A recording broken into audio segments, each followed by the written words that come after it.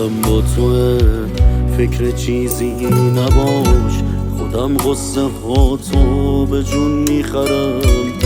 تو رو با خودم هر کجا که بگی، تو رو سمت لبخند و گل میبرم.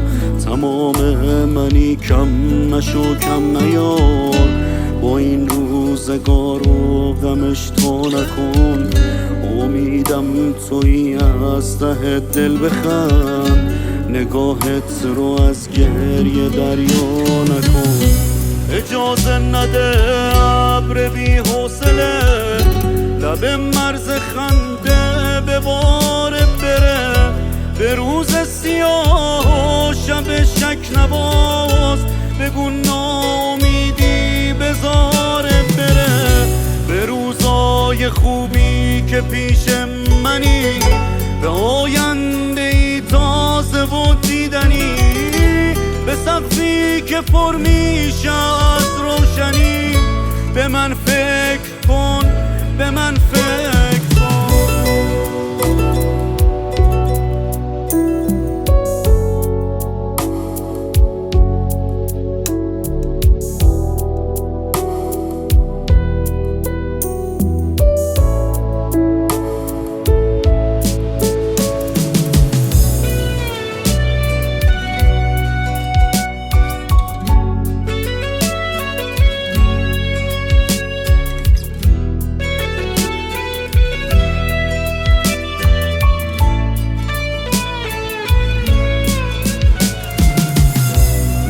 قله کنش و بالا ببر، به دنیا بگو فاتح من شدی. بدون تو این زندگی مرگ بود، دلیلی برای نمردن شدی. تو این دوره از حیله و حرف و رنگ، کنار تو هم بایست قشنگ. اگه عاشقی با غرورت بجنگ، به من فکر کن، به من فکر کن. منم از بد لحظه ها دل خورم، منم گاهی از آدم ها میبرم.